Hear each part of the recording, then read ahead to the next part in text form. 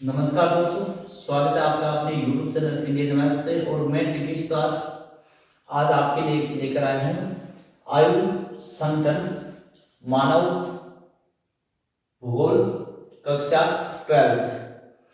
ये आपकी भूगोल मानव भूगोल का चैप्टर नंबर 3 है और इसमें इसको हम पॉपुलेशन कंपोजिशन के नाम से भी जान सकते हैं या फिर आयु संरचना यानी कि पॉपुलेशन स्ट्रक्चर के माध्यम से भी इसको देख सकते हैं। ठीक है, तो दोस्तों इस लेसन के अंदर, इस अध्याय के अंदर हम पढ़ने वाले हैं लिंगानुपात। पहले देखते हैं कि इस लेसन के अंदर कौन कौन से क्या शेड्यूल का क्या क्या पढ़ना है हमको। तो वो देखते हैं, सबसे पहले हमको देखना है लिंगानुपात। लिंगानुपात के बाद में दूसरी बात करेंगे हम आयु संरचना के बारे में, और तीसरी बात करेंगे लिंग आयु लिंग पिरामिड के बारे में। ठीक है ना, और फिर देखेंगे कि ग्रामीण और नगरीय क्षेत्रों में किस प्रकार से लिंगानुपात है, और फिर साक्षरता के बारे में, साक्षरता दर के बारे में पढ़ेंगे, और फिर व्यवसायिक संरचना यानी कि जो इंडस्ट्रियल एरिया है वो किस प्रकार से गांव में, शहरों में या फिर नगरों में उसकी संरचना किस प्रकार से, इसकी बात करने वाले हैं। तो सबसे पहले आज की वीडियो लेक्चर में हम पढ़ने वाले हैं लिंगानुपात, सेक्स रेशियो के बारे में जानना है इस वीडियो लेक्चर के अंदर। तो देखिएगा कि जनसंख्या में महिलाओं व पुरुषों की संख्या के अनुपात को ही क्या कहते हैं, लिंग अनुपात कहते हैं। देखिए, हम यदि भारत के लिंगानुपात की बात करें तो भारत का लिंगानुपात है वो 1000 पुरुषों के अंदर महिलाएं कितनी है, यानी कि 1000 पुरुषों की संख्या गिने तो जहां 1000 पुरुष रह रहे हैं वहां महिलाएं कितने रह रही है। तो इस प्रकार से भारत के लिंगानुपात की बात की जाती है। देखिए, भारत के लिंगानुपात में 1000 से गुणा किया जाता है, यानी कि महिलाओं की संख्या बटे पुरुषों की संख्या है। यानी कि मान लीजिए अपने भारत में 840 महिलाएं हैं, किसी क्षेत्र विशेष की बात करेंगे, ठीक है, और कितने पुरुषों के पर 1000 पुरुषों के पर। ठीक है, तो ये क्या हो गया, और इसको फिर 1000 से गुणा कर देंगे। ठीक है, तो ये हमारा क्या हो गया, भारत का किसी क्षेत्र विशेष का लिंगानुपात देखें तो ये करना पड़ेगा, क्योंकि महिलाओं की संख्या हमने देखी कि 840 है, कितने पुरुषों के ऊपर या कितने पुरुषों पर, तो 1000 पुरुषों पर महिलाओं की संख्या 840 होगी। तो हमारा जो भारत का लिंगानुपात है वो किस प्रकार से ज्ञात किया जाता है कि 1000 पुरुषों के संख्या करें तो वहां महिलाएं कितनी है।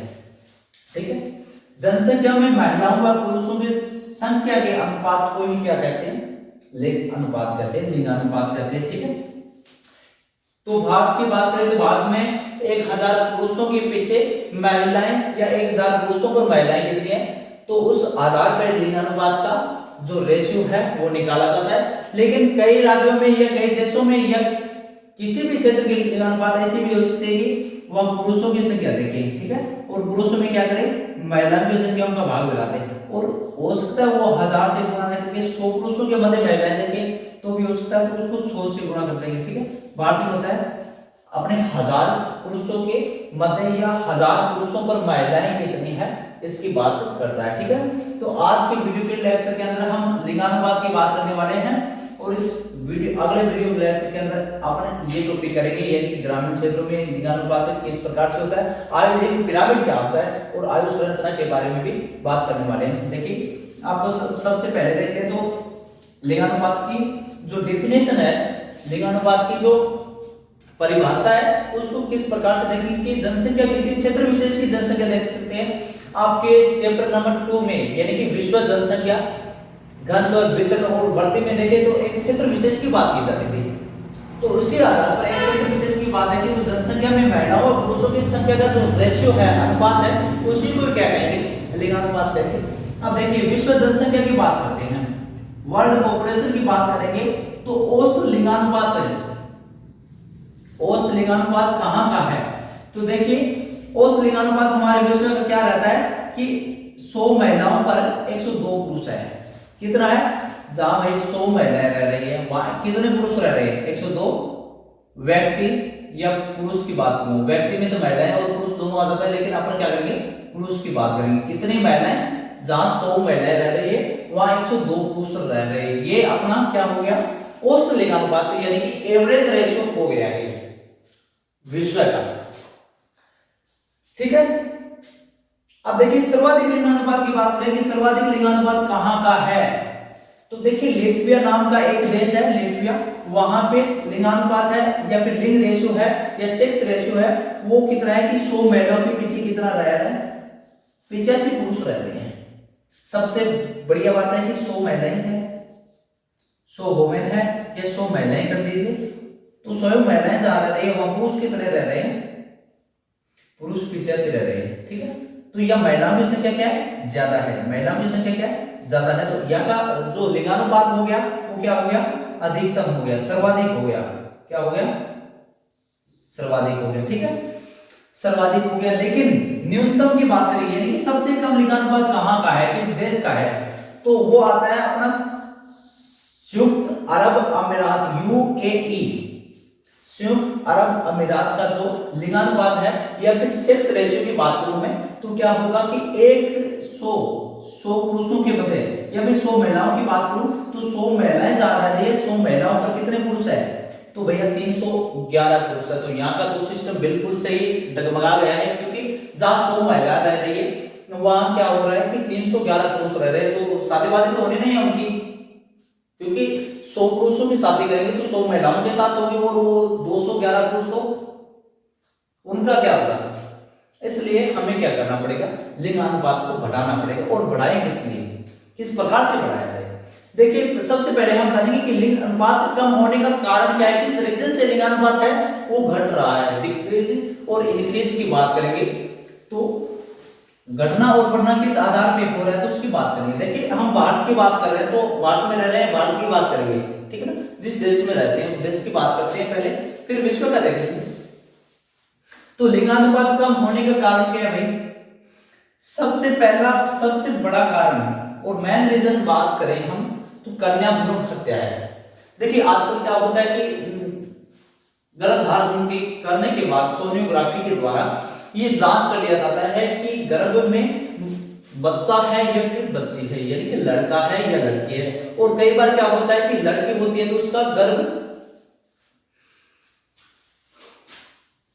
हत्या कर दी जाती है, उसकी भ्रूण हत्या बोलते हैं उसको, ठीक है। तो भ्रूण हत्या क्यों होती है, इसमें सरकार ने भी रोक लगाई है ताकि हमारा जो लिंगानुपात है वो उनका बैलेंस बना रहे, ठीक है। लेकिन लोग क्या करते हैं कि जब लड़की हो तो लड़की को पसंद नहीं करते हैं। एक छोटी सी बात है कि दीवारों पे बहुत जगह लिखा होता है कि लड़की नहीं बचाओगे तो बहू कहां से लाओगे, लेकिन लड़की कोई नहीं बचाना चाहता है, लेकिन बहू सबको चाहिए भैया। अब देखिए सबसे पहला कारण हो गया कन्या भ्रूण हत्या, यानी कि लड़की को क्या कोख में ही मार दिया जाता है, उसकी हत्या कर दी जाती है। तो लिंगानुपात कहां से बढ़ेगा, और लड़कों को वैसे ही। और दूसरी बात है कि लड़कियों के साथ भेदभाव किया जाता है। अब शुरुआत से देख लीजिए, मतलब किसी बाप के एक लड़की हो या दो लड़के हो तो लड़की को क्या किया जाता है कि लड़की स्कूल में नहीं, कि ये लड़की पढ़ाई करने नहीं जाएगी, यानी कि कुछ सीमित मात्रा में कुछ क्लासें पढ़ने के बाद ग्रेजुएशन का सिस्टम नहीं होता है लड़कियों में, क्योंकि वो लड़की है। ये क्या होता है भेदभाव, लड़का कहां भी जा सकता है लेकिन लड़कियों को नहीं जाने दिया जाता है। तो लड़कियों के साथ वो भेदभाव हो जाता है, पारिवारिक भेदभाव हो जाता है, ठीक है। और जो सामाजिक भेदभाव उसके कारण भी लिंगानुपात का जो घटना है वो सुनिश्चित हो जाता है। और तीसरा कोई रीजन माने तो क्या होता है कि महिलाओं के प्रति घरेलू हिस्सा रहती है, ठीक है ना। तो महिलाओं को वैसे ही टॉर्चर किया जाता है। पहले हमारा जो भारत है वो एक पुरुष प्रधान देश है, इसलिए जो हमारा भारत का लिंगानुपात है वो प्रति 1000 पुरुषों के मध्य या प्रति 1000 पुरुषों के पीछे कितनी महिलाएं हैं, या फिर यूं कहूं कि 1000 पुरुष जहां रह रहे हैं किसी इलाके में, चाहे वो कोई भी क्षेत्र हो, एक क्षेत्र विशेष की बात करें तो पुरुषों की संख्या है वो 1000 है, तो वहां महिलाएं कितनी हैं। इस प्रकार से हमारा जो भारत का लिंगानुपात है उसका रेशियो निकाला जाता है, सेक्स रेशियो, लिंग अनुपात निकाला जाता है, ठीक है। तो अब हम रीजन पढ़ रहे हैं कि लिंगानुपात कारण क्या है कि कम हो रहा है धीरे धीरे। तो पहला कारण हो गया अपना भ्रूण हत्या, दूसरा कारण हो गया लड़कियों के साथ भेदभाव किया जाता है। लड़कों की अपेक्षा लड़कियों को अपॉर्चुनिटी बहुत कम दी जाती है, क्योंकि कहते हैं ना कि तुम तो लड़की हो तो लड़के नहीं कर सकते क्या कुछ, लेकिन महिलाओं के प्रति घरेलू हिस्सा भी होती है तो वो वो भी क्या हो गया कि लिंगानुपात का कारण हो गया। और चौथा कारण देखिए तो महिलाओं का जो निम्न सामाजिक व आर्थिक स्तर होता है उसका स्टेज होता है, स्टेज की बात करें तो वो निम्न होता है, लो स्टेज होता है, ठीक है ना, निम्न स्टेज होता है महिलाओं का। इसके कारण महिलाएं हैं वो अपने आप में डेवलप नहीं कर पाती है, यानी कि अपने आप में विकसित नहीं हो पाती है। इसलिए क्या हो रहा है, लिंगानुपात में घटाव हो रहा है या लिंगानुपात घट रहा है, ठीक है। अब देखिए भारत में लिंगानुपात की गणना किस प्रकार से की जाती है, प्रति 1000 पुरुषों के मध्य या प्रति 1000 व्यक्तियों के ऊपर या प्रति 1000 व्यक्तियों पर महिलाएं कितनी, या फिर यूं कहूं कि 1000 पुरुष जहां रह रहे हैं वहां महिलाएं कितनी रह रही है। ये हमारा भारत का लिंगानुपात है। लेकिन कहीं ऐसा भी होता है कि देखिए दूसरे देशों की बात करें तो वहां पुरुषों पर भी देख लिया जाता है, यानी कि 1000 पुरुषों पर या 1000 पुरुष जहां रह रहे हैं वहां पर महिलाएं कितनी हैं, तो पहले पुरुष का देख लिया जाता है, पुरुष बटे महिला, ये हो जाता है, ये हो गया।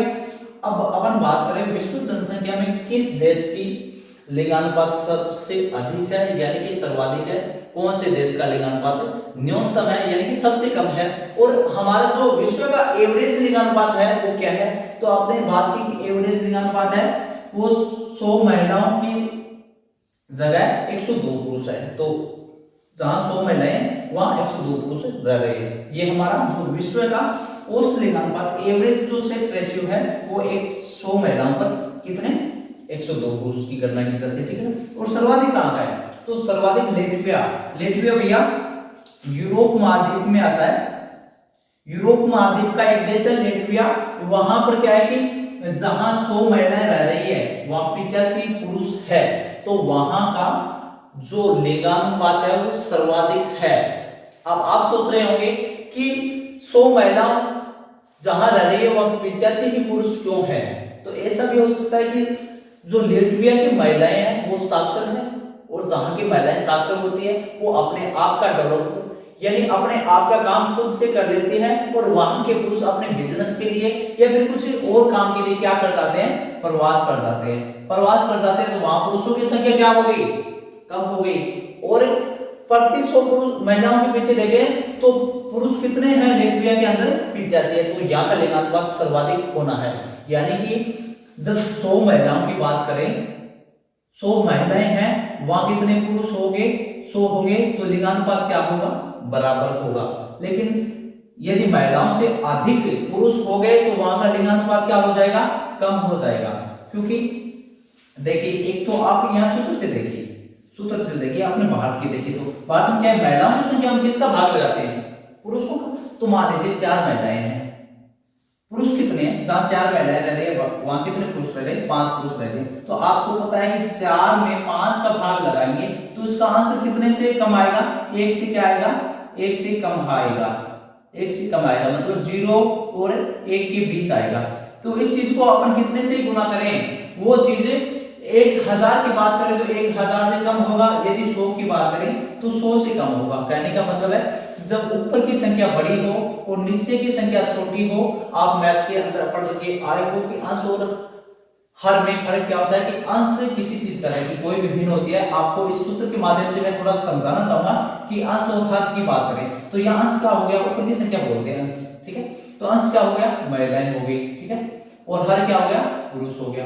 तो अब देखिए लिंगानुपात में महिलाओं में पुरुषों का भाग दिया जाता है, तो जहां की मैथ ये कहती है कि ऊपर की संख्या यदि बड़ी हो और नीचे की संख्या छोटी हो तो वो आंसर 1 से अधिक आएगा, यानी कि 5 में 4 का भाग पूरा जाता है और 4 से आगे भी जाता है, ठीक है ना। यानी कि 5 है वो 4 से विभाजित होता है एक बार और उसके आगे भी 1 पॉइंट कुछ अपन 1 पॉइंट समथिंग मान लेते हैं, ठीक है। कहने का मतलब है ये 1 से बड़ा हो गया। लेकिन ये देखिए यहाँ तो उल्टा हो रहा है, महिलाओं की संख्या क्या है, पुरुषों की संख्या से कम है, तो ऊपर की संख्या कम हो गई तो नीचे की संख्या ज्यादा हो गई, तो इसका आंसर 1 से कम आएगा। और उससे किसी से भी गुणा करो, चाहे वो 1000 की बात करें तो 1000 से कम होगा, 100 की बात करें तो 100 से कम होगा, ठीक है। अब अपने क्या जाना कि जो भारत का लिंगानुपात का सूत्र है वो क्या है, ठीक है। इसकी फॉर्मूले के बारे में अपने पूरी तरह से अच्छे से जानकारी कर ली है। और फिर देखा हमने कि लिंगानुपात का जो कारण है, मेन रीजन है, वो क्या है। तो लिंगानुपात का मेन रीजन हमने 4 तत्वों के हिसाब से, यानी कि मुख्य जो कारण है उसको देखा तो कन्या भ्रूण हत्या है सबसे। फिर लड़कियों के साथ भेदभाव किया जाता है, यानी लड़का और लड़की को एक समान रूप से नहीं देखा जाता है। और तीसरी बात करें तो महिलाओं के साथ क्या होता है कि घरेलू हिस्सा होता है। और ये चौथा पॉइंट अपना आता है कि महिलाओं का नियम सत्य होने के कारण, यानी कि आर्थिक और सामाजिक लेवल है वो क्या होता है, लो होता है। इसके कारण वो अपने आप में डेवलप नहीं कर पाती। और एक क्या होता है कि लिंगानुपात का जो रेशियो है वो कम होता जाता है। फिर देखते हैं हम कि विश्व जनसंख्या औसत लिंगानुपात देखा कि 100 महिलाओं पर, या 100 महिलाओं की बात करें तो वहां कितने पुरुष है, 102 पुरुष है, ठीक है ना। तो यहाँ पे लिंगानुपात है, ये अपना एवरेज लिंगानुपात है, यानी कि विश्व की बात करें तो ऐसा 2011 की जनगणना के अनुसार ऐसा देखा गया है, ठीक है।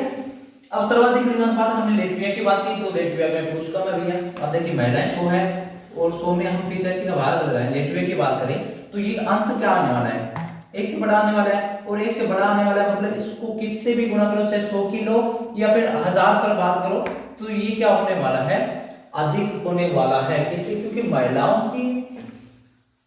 को देखते हुए पुरुषों की संख्या देखी जाती है, तो वहां का लिंगानुपात अपने आप ही बढ़ जाएगा। लेटविया के अंदर पुरुषों की संख्या कम है महिलाओं से। फिर बात करें न्यूनतम किसका है, तो न्यूनतम है यूएई, संयुक्त अरब अमीरात, जो एक अपने कहां आता है, यूरोप महाद्वीप के अंदर आता है। और आपका यही कहूंगा कि ये यूएई जो यूरोप महाद्वीप के अंदर लेटविया आता है, उसको आप मैप के अंदर चिन्हित कीजिए या अंकित कीजिए कहां पर है ये, ठीक है। यूरोप महाद्वीप का मैंने बता दिया कि यूरोप महाद्वीप के अंदर है, आप देखिए इसकी लोकेशन कहां है, ठीक है। तीसरी बात करें कि भारत का जो लिंगानुपात है ना, वो 143 महिलाओं पर कितने हजार पुरुष है, ठीक है। या फिर यूं भी कह सकते हो कि 1000 पुरुष पर 943 महिलाएं हैं। तो लिंगानुपात भारत का न्यूनतम लिंगानुपात हो गया। अब देखिए यूएनओ ने क्या किया कि यूएनओ ने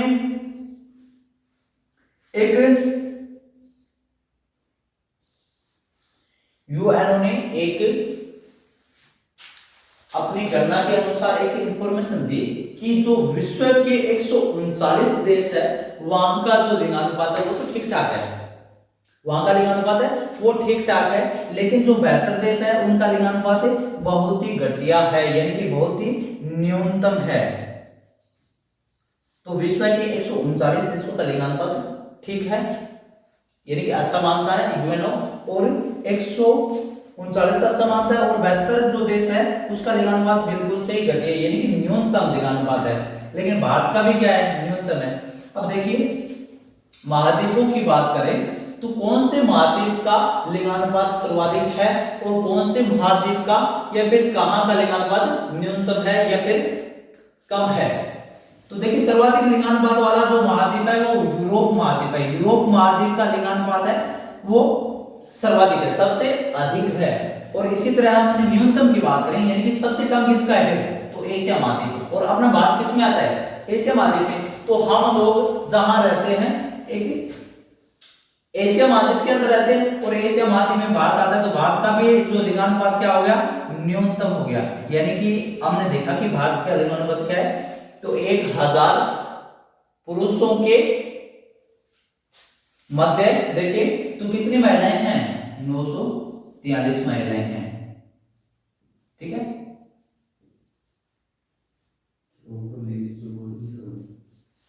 अब देखिए अपने बात की कि लिंगानुपात का कारण क्या होता है कम होने का, तो ये 4 कारण हो गए। भारत में लिंगानुपात की गणना किस प्रकार से की जाती है, तो लिंगानुपात की गणना की जाती है कि 1000 पुरुषों के मध्य महिलाओं की कितनी संख्या है। इस प्रकार से सूत्र क्या बताए, महिलाओं की संख्या बटे पुरुषों की संख्या, और इसको किससे गुणा करेंगे, 1000 से गुणा कर देंगे। लिंगानुपात के कारण को पढ़ लिया है। और औसतन लिंगानुपात क्या होता है कि 100 महिलाएं और कितने पुरुष, 102 पुरुष। सबसे अधिक किसका है, सबसे अधिक लिंगानुपात लेटविया आता है अपने यूरोप महाद्वीप के अंदर। और न्यूनतम किसका है, तो न्यूनतम यूएई, संयुक्त अरब अमीरात का। वहां 100 महिलाएं हैं जहां कितने पुरुष रह रहे हैं भैया, 311 पुरुष रह रहे हैं। और भारत का लिंगानुपात है 943 महिलाएं हैं, वहां पुरुष कितने हैं 1000, यानी कि 1000 पुरुष है, वहां 943 महिलाएं हैं। और यूएनओ के इंफॉर्मेशन के अनुसार जो भारत के विश्व के 139 देशों का जो लिंगानुपात है वो तो ठीक ठाक है, लेकिन 72 देश ऐसे हैं जो लिंगानुपात का बहुत ही न्यूनतम मान रखते हैं, यानी कि बहुत ही लो लिंगानुपात है उनका, बहुत कम लिंगानुपात है। तो उस चैप्टर के अंदर हमने लिंगानुपात की बात करी इस वीडियो लेक्चर के अंदर, और इस वीडियो लेक्चर के बाद दूसरे वीडियो लेक्चर के अंदर हम आयु संरचना के बारे में बात करने वाले हैं कि किस प्रकार से निम्न वर्ग होता है या फिर कौन सी अवस्था होती है, ठीक है। और ग्रामीण और नगरीय क्षेत्रों में किस प्रकार से लिंगानुपात होता है। और इसके साथ साथ हम एक महत्वपूर्ण टॉपिक की बात करेंगे, आयु लिंग पिरामिड। आयु लिंग पिरामिड में बता देता हूं कि अलग अलग देशों में विभेद करेंगे कि भारत और पाकिस्तान की बात करें, भारत और चाइना की बात करें, भारत और अमेरिका की बात करें तो भारत में कितने पुरुष हैं, कितने महिलाएं हैं, और अमेरिका का उसके साथ विभेद करेंगे। विभेद दो चीजों के साथ होता है, जैसे भारत और अमेरिका के साथ दो देशों की बात कर सकते हैं आप, और आप दो दोस्तों के बीच विभेद कर सकते हैं कि वो अच्छा है, वो ठीक ठाक है, इस प्रकार से। तो हम लिंगानुपात की बात करने वाले हैं इस वीडियो लेक्चर के अंदर। और यह अपना आयु संगठन है, इस प्रकार जो अपना आयु संरचना है वो टॉपिक बहुत ही महत्वपूर्ण होता है इस लेसन के अंदर परीक्षा की दृष्टि से। और ये भी लिंगानुपात वाला जो टॉपिक है वो भी वेरी वेरी इंपॉर्टेंट टॉपिक है। तो यूं ही कहूंगा कि आपको वीडियो अच्छा लगे तो वीडियो को लाइक करना बिल्कुल मत भूलिएगा, और यदि इंडियन मैथ्स पे आप नए हो तो सब्सक्राइब कीजिएगा अपने चैनल को, ताकि आपको हर वीडियो है वो टाइम टू टाइम मिलता रहे। और मैं चाहूंगा कि आप इस वीडियो को बहुत ज्यादा प्यार दोगे, ताकि आपको आपके लिए जो मेहनत की जा रही है वो बराबर से की जाए, ठीक है। तो यही कहूंगा कि मिलते हैं अगले वीडियो के अंदर, तब तक के लिए जय हिंद, धन्यवाद, thank you all of you.